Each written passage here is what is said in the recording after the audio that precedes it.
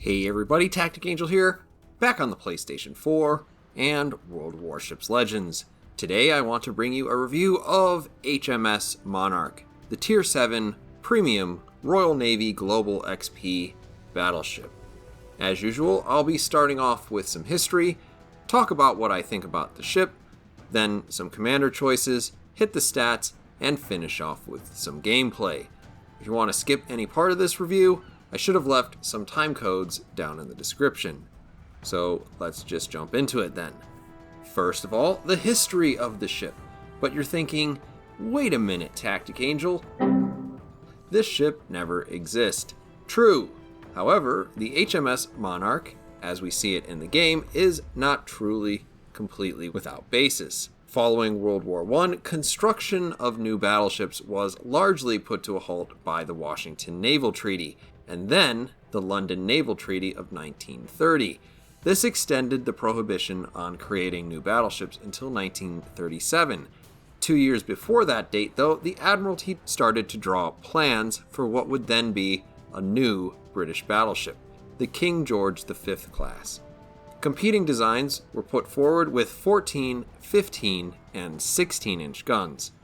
Ultimately, a design with 3 turrets mounting 4 14-inch guns was chosen because the British were hoping to prohibit by treaty creation of battleships with guns that fired shells larger than 14 inches. And obviously, no one would have taken them seriously if they were simultaneously looking to build ships with larger gun calibers while also lobbying on a limitation on such guns. Obviously, the limitation on gun diameter did not come into effect, but it was too late in the game to change the design for the King George V battleships.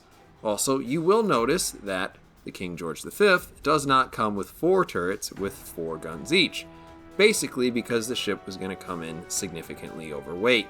So the second forward turret was swapped out for a turret with just 2 guns. As for the Monarch, this is essentially a representation of the 15-inch gun design put forward to be the King George V, and which may have been the King George V in some alternate timeline. So as we talk about Monarch in the game, I will start by saying unequivocally that I have enjoyed playing this ship. I actually like it on several levels, but if you're considering purchasing this ship versus, say, the Alabama, the Tirpitz, Otago, and quite likely any other future premium global XP ship, then you will want to know that the Monarch probably isn't as competitive as these other choices that I have listed, and maybe not as competitive as anything that comes out in the future. And to back that up, I do want to start by addressing 2 things that you can see in port. First of all, hidden. Supposedly, you have a noticeable stealth advantage. In reality, no. You are slightly more stealthy than the average Tier 7 battleship with Type 4 camo. If I told you that the Vanguard was equally stealthy, then you'd probably rightly understand that this ship is not stealthy, not in any traditional sense. In fact, you are significantly more likely to be shot at in the Monarch than the King George V, because regardless of what this says, the ship's base sea detectability is a lot worse than essentially the same ship with different guns. You also do not have nimble aim. From what I can tell, the Monarch is actually tied for joint slowest turrets in Tier 7, and it shares that distinction with the Amagi, with similar commanders and similar equipment. So, in reality, that's kind of too bad, because if the Monarch had concealment and hit points, turret traverse, or a rudder shift that were more in line with the King George V, and I'm not saying even exactly the same as the King George V, because she would be a heavier ship, it would be a lot easier to recommend this particular vessel. So does the Monarch have any advantages? Well, yes, definitely.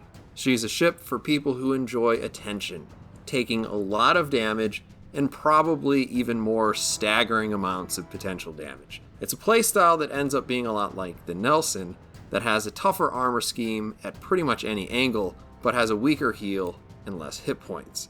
As a result, you do have to take a lot of pleasure in knowing that what you're doing is wasting a lot of the enemy's time. Where it's considerably worse than the Nelson is due to the exceptionally slow turret traverse you may have, or the extra glacial turret traverse I have on my build, you're unlikely to get all 9 of your guns into play very often. Since you are essentially an upgunned King George V, you've also increased your odds of facing a tier 7 ship from around 50% to, as far as I can tell, 100%. This tends to mean that if you make a small error or catch an unlucky shot, that you're a lot more likely to be citadeled in this ship than you are in the King George V, in spite of having better armor values. A base comparison against the much maligned Vanguard, though, you'd be right to come to the conclusion that the Vanguard, in spite of its many buffs, remains a more vulnerable ship than the Monarch based on its armor scheme, though it does have a lot more hit points. So again, I like the Monarch, but 750,000 global XP is a lot for most people, and if you're biting your nails wondering if you should get the Monarch, just understand the limitations of this ship at present, and that eventually there is a very real chance that this ship is going to probably have to go up against a Yamato or whatever else ends up in the legendary 8th tier, and there's no guarantee that either your armor or your heal will matter against them.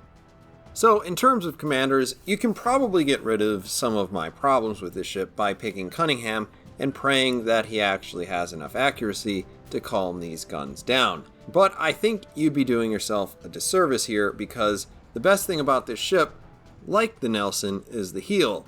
So you'll be creating some additional problems for yourself along the way, like getting caught on fire a lot more, like a lot more, and making your boat both slower and less maneuverable. Honestly, I'd probably take William Tennant over Cunningham, just because I would be more survivable with him, and I think survivability here is the key. Jellicoe isn't a bad choice, though his slot 1 and 3 choices leave something to be desired for the Monarch. He will have an improved heal though, by virtue of his base trait, and he has access to fully packed, which gives you a 3rd heal. Probably unsurprisingly though, I would pick Charles Madden with the full colonization build for the Monarch. This will give you access to a better heal due to Jellicoe's inspiration, will to rebuild, and Master Mechanic, the last also giving you access to at least 1 additional heal, potentially 2, which will augment the fact that you have a very small HP pool. So for comparison, I will be using Charles Madden. As you can see here, I will similarly be talking about how the Monarch plays versus the Vanguard, the Tier 7 Royal Navy Tech Tree battleship, and the King George V, the ship off of which this design is based, situated at Tier 6. As usual, we start with survivability. You start with 53,900 hit points.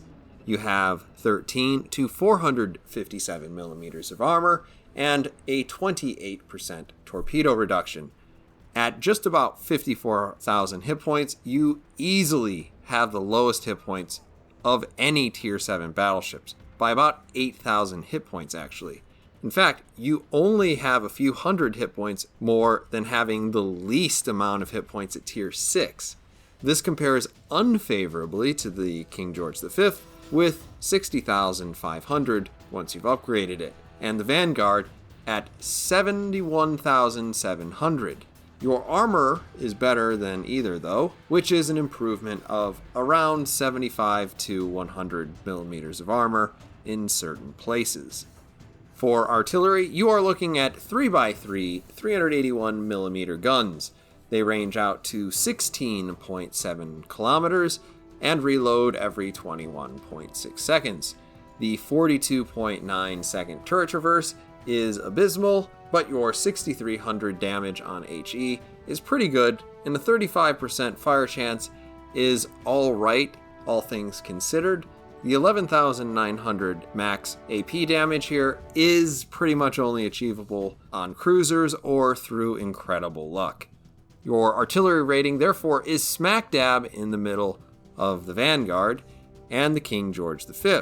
Vanguard does beat you slightly on range, but wins by over a dozen seconds in the turret rotation department. you will also set noticeably fewer fires than if you were in the Vanguard and do less damage with AP shells. And considering I have yet to Citadel anything that isn't a cruiser, I get the sense that these are the slower, shorter fused, lower penetration shell, which definitely can hurt you in battleship brawls.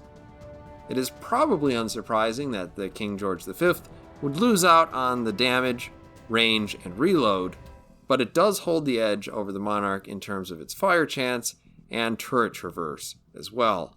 The Monarch actually compares unfavorably versus the Nelson in terms of its fire chance by 11% and HE shell damage, but those are 16-inch guns, so that is somewhat unsurprising. Where this starts to get kind of brutal is the maneuverability of this ship. This thing turns about 60 meters tighter than the Vanguard, but its rudder shift is more than 6 seconds slower than either the Vanguard or an upgraded King George V. Basically, the feel that you're going to get with this ship is a stock King George V in the water, which is essentially, minus the guns and a little bit of armor, what you are. Then we get to concealment. For concealment, you are on the low side of average, having about 0.2 kilometers advantage over the average battleship. You have the same detectability as the Vanguard with similar camo, and it should be noted that the Vanguard is not considered a stealthy ship. As I mentioned before, you are considerably more visible than the King George V, giving up 700 meters of visibility for what is essentially the same hull. Where the Monarch excels is its consumables. You do come with a plane, similar to the King George V, but you also come with this repair party consumable. Now, I don't know exactly why this lasts about 3 seconds less than the Nelson, but it's a similar sort of idea.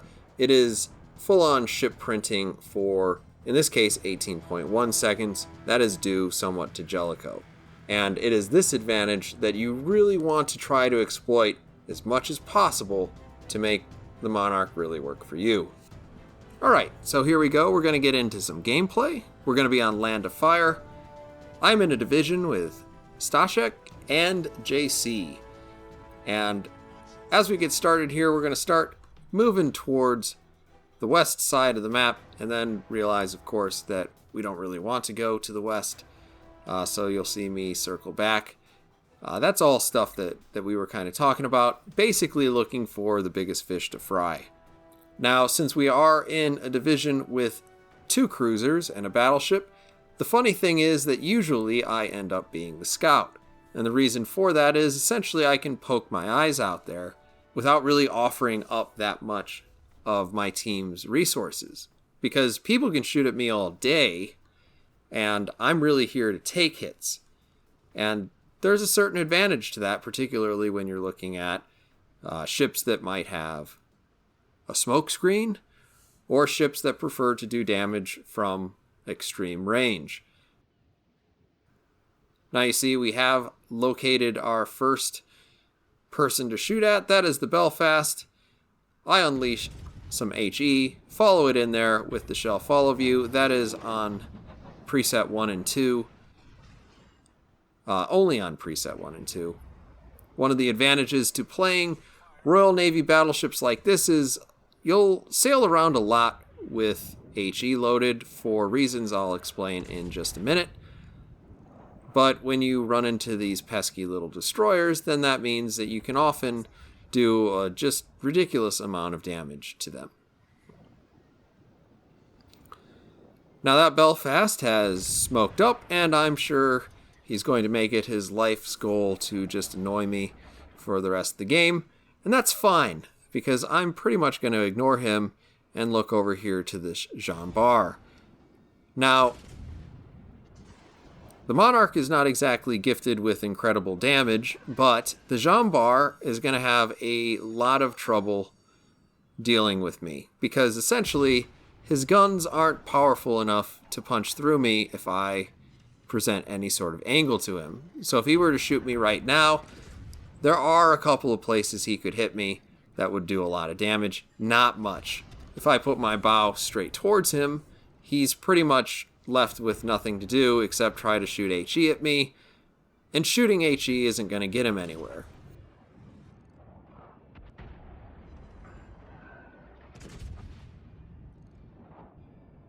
This is actually something that I think this particular Jean Bar player has figured out in the past and is basically ignoring me to the best of his ability while shooting my cruiser friends.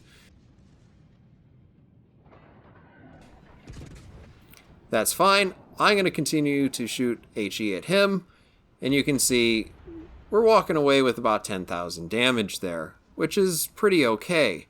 I am moderating my speed here because sometimes you do get a little too close to these guys and they realize they're going to lose, so why not use the one torpedo that they've been given once they left port?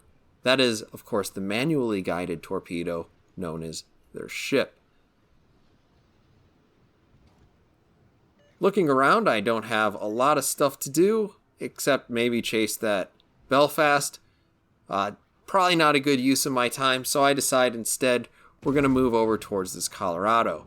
As you can see, we've loaded AP, and you can kind of see what we can expect when shooting AP. That's actually a pretty good grouping, but we don't actually walk away with that much damage. Considering the amount of damage that we can do with HE, it's often really a better choice just to shoot HE in this ship, similar to how it's often just a better idea to shoot HE in the real King George V in the game. In that case, we actually do get about 12,000 damage. That's pretty good. But I lose focus on the Colorado for a moment because, of course, there's a destroyer in front of me. And among other things, I should fear destroyers because I have really miserable maneuverability. But I also have HE, and I really do like to take it out on them. We're not going to talk about this shot because it's exceptionally poorly aimed. And now that we've all forgotten that I made it, our next shot is not going to be all that much better. But as it's flying out there, you can see the kind of WTF sort of dispersion that you get from this ship from time to time. There is another great example. And what I mean there is, where is that flying? And you get that quite a bit in this ship. You can try to compensate for it with Madden, but if you had Madden, you'd be susceptible to being caught on fire 4 times, and you wouldn't have an extra heal. Now you can see, I can heal about 3 bars of my life. I actually am going to engage that as I look at the time and what's left in the game. Essentially, this is just kind of managing my resources and trying to get this ready for me to use it the next time. But there's nothing over here, so I'm going to go ahead and speed this up. And as we do that, we kind of look at what we've got left. We've got a Chapayev, we've got that Belfast, we've got a Bismarck. Now as I move up here, I'm going to try to steer my way through this tiny little strait, essentially just because I need practice driving this thing, because it is painfully unmaneuverable. But now we're going to slow it back down again because things are going to start happening. Obviously, we are coming through the gap, and we see the Bismarck out there. Shooting HE at the Bismarck is not a bad idea at all because, of course, German battleships have pretty thin superstructures, and you can do a lot of damage, set a lot of fires by targeting them. Something that I find to be incredibly annoying on most days that I'm playing a German battleship, but such is life. There you see we start our first fire. I don't really need to worry too much about that cruiser. He's not going to be able to citadel me with my extra hard armor on the side, particularly at that sort of range. He can do damage, and obviously I've been set on fire. Madden is keeping it so that I can only be set on fire once, though. So this one fire, it's not going to kill me, not in any sort of reasonable amount of time. And you can see the amount that I can heal is slowly ticking up just because all of that fire damage is healable damage. I'm going to make a mistake here. I'm going to shoot some AP. It's not great. It could be worse, but really, for the most part, staying on HE except against cruisers, probably a good idea. You can see I'm switching over to AP right now. And actually, since I'm in a division with JC and Stashek, they are drawing my attention to the smoke screen, and one of my allies has radar. So this is a little bit of just dirty stuff that you can do. They tell me, I'm like, cool. There's a quarter of a Belfast, and obviously they continue to put shells out over there. Obviously the Belfast is probably panicking at this point because holy crap, is that a lot of damage. And in the middle of that you can see I pop my heal, and I was down significantly under 20,000. The heal actually is going to net me about 21,000 in terms of overall damage mitigated. Unfortunately, this guy is not really spoiling for a fight, so I put another shell out there. We managed to hit him and earn the high caliber. I'm not going to make you watch every last inch of this until the end, so I will go ahead and speed it up until we get to the victory. In any case, my thoughts on the Monarch, it's not really quite there. I did mention that essentially what you want to do is waste people's time. And I say that not at all dismissing the fact that that is an important part of winning. There are people who want to go out there and farm the most damage, and that's fine, but for a lot of people the most important thing about a game is winning, and wasting people's time is a valuable part of the winning equation. So as we look at what we've done here, obviously we have a pretty good game, walking away with 122,000 damage. This is actually on the high side for what you can expect. It's pretty easy to score in the 80s. I have scored higher than this. I've also scored quite a bit lower. The Dreadnought and Fireproof are things that happen to you a lot in this particular ship. There you see us on the top of the chart, which is really rare considering that we are in good company with both JC and Stachek, excellent players, and they killed everybody. I just sat around and did damage and took damage. Mostly took damage. And then finally, you can see the economics for this particular ship. I hope you found this to be helpful, guys. Thank you everybody for watching, and I will see you on the next one.